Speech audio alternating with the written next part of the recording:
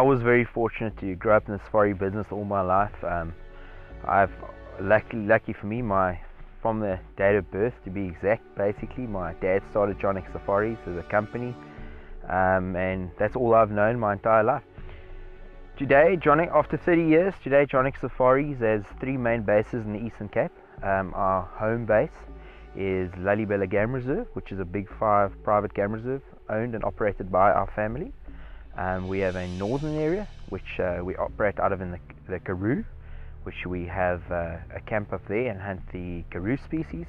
And then we have a mountain area as well, up in the mountains, where we can hunt the Vaal reedbuck and things like that. So we got 3 main areas, 40 different species occurring in different areas, covering all the bases throughout the Eastern Cape. In our areas, we have found the perfect formula where guys can maximize their time, yet achieve a good number of species and good quality trophies. I think the challenge of waking up in the morning and not knowing what to expect. No kudu hunt is ever the same. No warthog's always going to react the same when hit on the shoulder. Neither is the excitement of knowing a zebra stallion 100%. There's always a challenge in the morning. Nothing is the same. It's like a fingerprint. Every day it can change. I think where we are challenged guiding and doing professional hunting in the Eastern Cape is with a large variety of species. We don't get bored very easily. We have the opportunity on one safari to hunt the mountain dwellers. We'll be hunting a klipspring, we'll be hunting a Vaal reedbuck, a mountain reedbuck. On that exact same hunt, we'll be hunting the coastal forest for kudu, bushbuck, blue duiker. And on the other, on complete opposite end, we'll be hunting the Karoo, the Great Plains, where you can see gemsbuck and springbuck. So the variety of hunting, the choice of species, keeps challenging you as a professional hunter. There's always some new challenge, a new mountain to climb, a new plain to hunt, and a new forest to explore. A good friend of mine, Craig Thomassen, and I met about, feels 10 years ago now, on his first safari as a cameraman. And years later, I met up with Kregg again and noticed the interesting stand in the trade show in Dallas Safari Club over the road from us, and there Kregg was with Gunwerks. And I've always been interested in the long range hunting, had many guys on safari speak about it, and hooked up with Kregg, had a look at the equipment, had a look at what Gunwerks is doing as a company, felt it was the kind of company where we'd like to be associated with and involved with. And it all came together nicely with Kregg and Garrett joining us on safari here. I think it's something for the future, and maybe, who knows where it's going to take us. Great things ahead. We're finally here in South Africa. We've waited for 2 years to make this trip over, and we've been expecting and excited for the adventure that Carl's going to put us onto here in South Africa over the next 10 days. We've got some experienced shooters here with us. We've got some Gunwerks customers, and we're going to come down here to South Africa and test all this equipment live and in the field. Now, Carl's been guiding for how many years, Carl? I've been guiding for 10 years now, Craig, and family business been running for just over 30 years this year. Hey? 30 years? You don't even look that old. I'm not that old, thank goodness, Craig.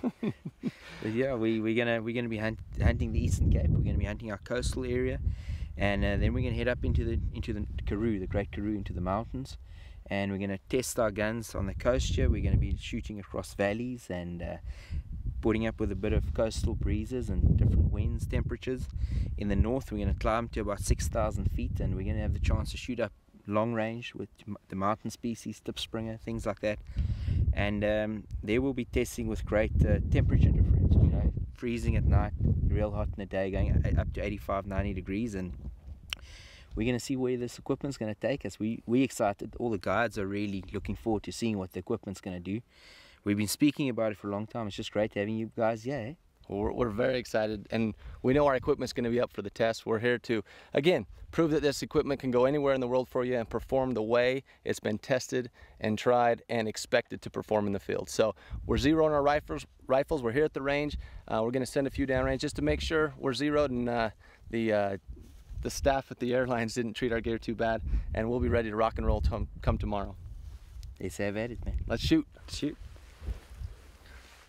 All right, now that we've talked about all the tools we're going to need to clean your rifle, let's talk about some of the actual cleaning solvents and products we're going to use to get that rifle clean. As you've seen over the years, we really like these KG products. Number one, they're not as caustic as some of those other cleaning products out there. Those products work very well, but you have to be very careful in their use. You don't want to get it on your skin. You don't want to inhale the fumes, so it has to be a well-ventilated area. Sometimes you don't have access to that kind of stuff. You have a little tiny cleaning room with no window. That's why we chose the KG product. Not only does it work very well, but it's a little safer to use than some of those more caustic products. KG has their number 12 cleaning product. That is for copper. That'll get all the copper fouling out of your bore. KG1 is for the carbon. That's going to remove your carbon ring in your throat, all the carbon throughout the barrel. Very simple process to do that with the KG1. KG4 is essentially just a gun oil. We'll put a couple drops on a patch and run it through the bore just so you have some in your bore after you get done cleaning. And KG makes a nice little number 3. It's essentially a solvent or a degreaser. You can use this, or just a plain old can of carb cleaner works very well to clean up your brushes, to clean stuff out of your action. Either one will work very well if you can't find some of the KG3. Some of the other products that we use, let's say that you have a little more time, or you're not going to shoot the gun for a couple of days. We use these wipeout cleaners. Wipeout is a foam that is sprayed into the bore and left in there for a certain amount of time. It takes a little longer than your KG products, but it's a very good cleaner. You can just spray it in there, walk away, come back, and put some patches through it, and it's clean. So it's one of the simpler cleaning products that you can use. They also have an accelerator that kind of steps up the process a little faster. You'll put a couple patches of accelerator down there, and then it makes the foam work a little faster, a little better. So that's a great tool if you're not pressed for time, if you're not trying to get it clean really quick to go back out and do some shooting. The wipeout products work very well. Now Otis has come on the market lately with a whole bunch of cleaning stuff. We've just started using these and they work really great. A lot of the same types of solvent as the KG products, so they're not as caustic as some of your other harsher cleaning products. And we really like these. They're turning out to work just as good as the KG products, and just a little easier to find. Otis, you can find Otis products in almost every retail store out there. Other than that, you're going to need some different kinds of gun oils. KG has the 4. Montana Extreme has a bore conditioner and a gun oil. You can use the little spray can of Remington oil, Rem oil, or Winchester has their own little gun cleaner / oil. As well. Either one works well with this cleaning process here. Probably the last thing we'll get to is a little of the gun grease. Montana Extreme, I like their gun grease because it comes in this nice handy little syringe. You can put it on your bolt lugs very easily. It stores nicely. Just a nice little product from Montana Extreme.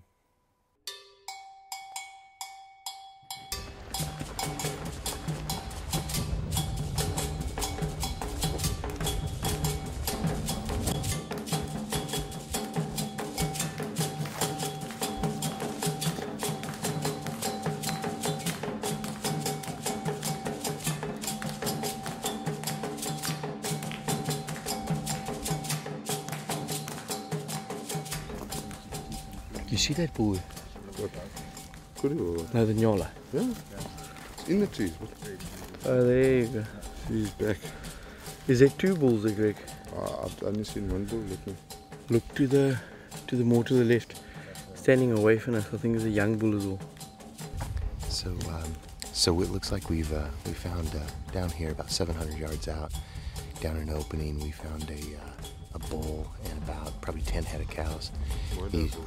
He appears to be a pretty good one. So we got to put a plan together here of how we're gonna get a shot at it.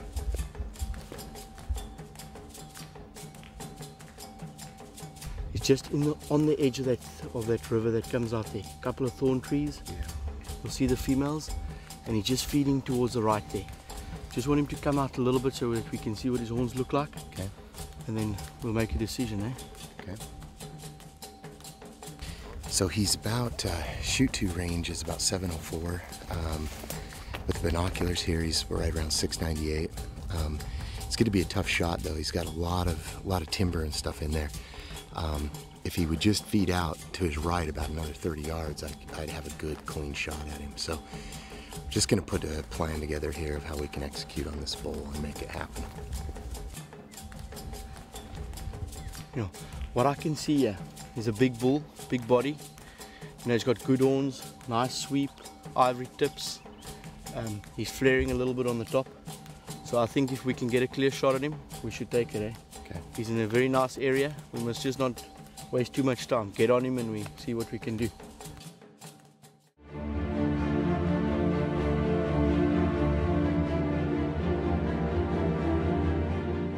Just trying to find a good place here where I can get a vantage point. Just a little bit downhill, a little bit tough shot, but just trying to pick my platform here to shoot from. So I'm gonna go ahead and get busy.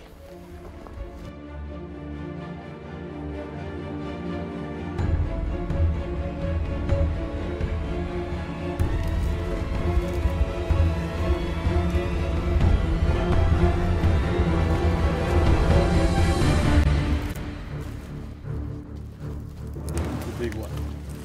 He's looking at you, eh?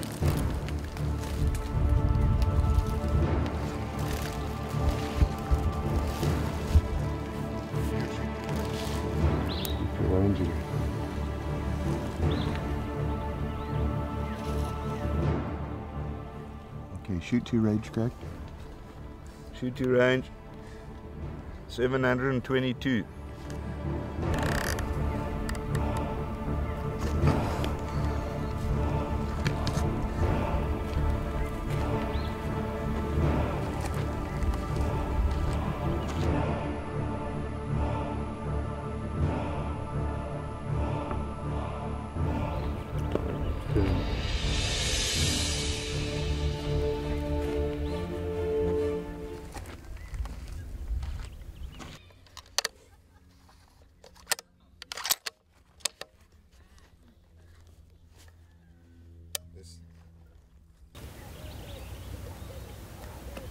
When he turns there, he's got a shot.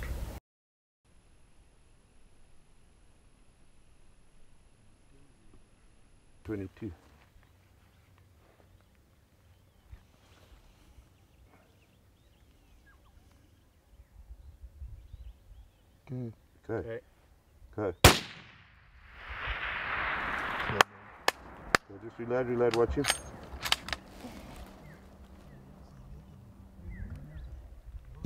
See him up? Dead, Kregg. He's dead. Yes. Oh my God, buddy. Okay, so 725. My lumbars are broke in half. I think I was folded in like a pretzel. No, thank you guys. Perfect. That was an amazing shot there. That's what I wanted right there, man. Now I can leave Africa. No, that was incredible. Thank you. Oh, wait.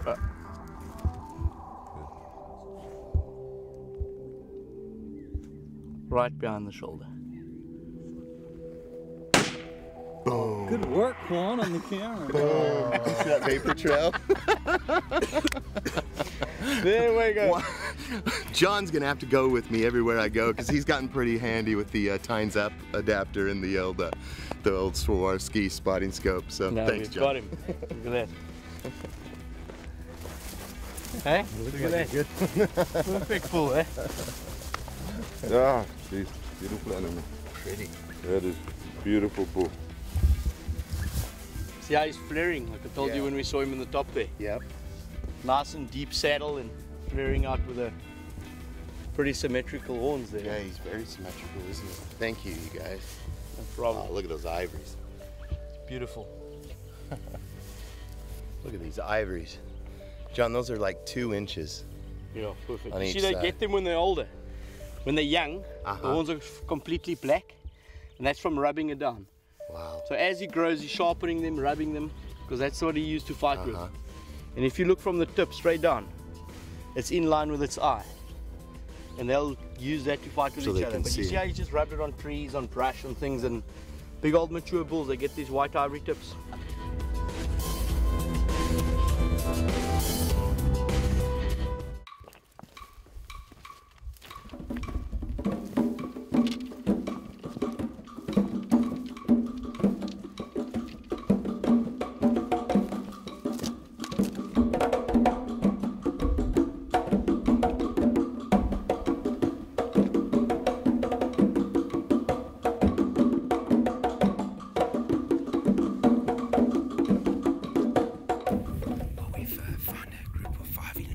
afternoon. Nice old bull, big old grey blue bull with a nice tuft on the forehead. So we're gonna make our way slowly up the ridge behind us here, get over the top, and as we crest the ridge, we're gonna really hug the brush and just get ourselves in position. They should be feeding in the riverbed below us, in and out of the thorn thickets. Somewhere we should pick them up, Pete, and hopefully we find them. Hopefully we make a good shot, my man. Okay, good luck, partner. Let's go.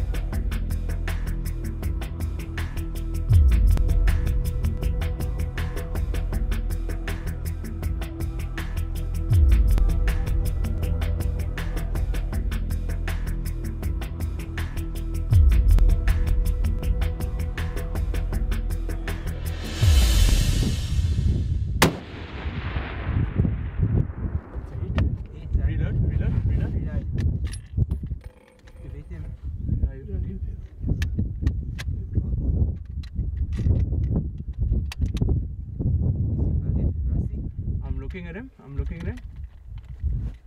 Reload. Okay, they're trailing out to your top. He has not come out yet. There he's at the back. No. No, he's at, I can see him in the trees there behind those trees. No, he has not come out. Yeah, he has not come out yet. To me, it looked like a brilliant shot. Yeah, that looked like a Speeder, I think it's a brilliant shot, my man, but we just have to watch him, mate. Yeah.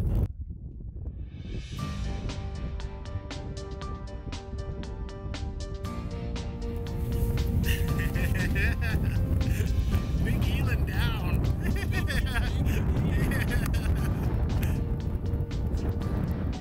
No, Russ, mate, I think we can go before we lose all our life. Let's go. Okay, clear the gun, please. Yeah.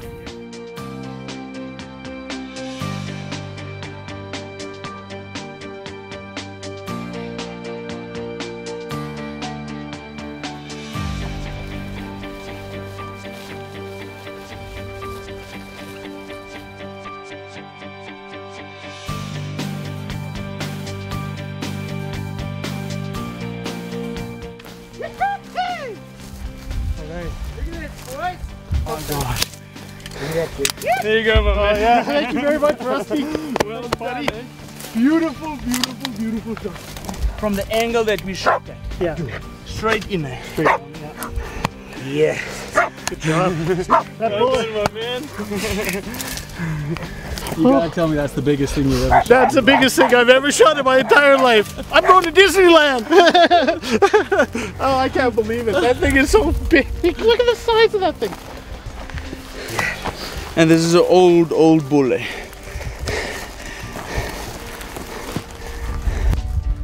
do you say, Pete? This thing's huge. That's what she said. gosh. Okay.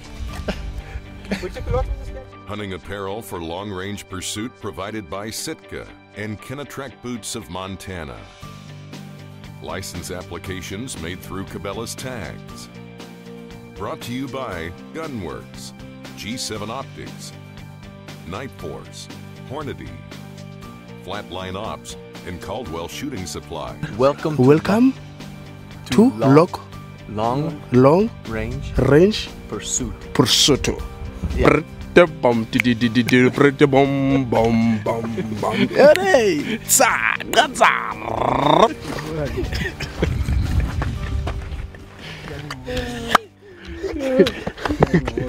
Welcome to Long Range Pursuit. This isn't Wyoming anymore, is it, boys?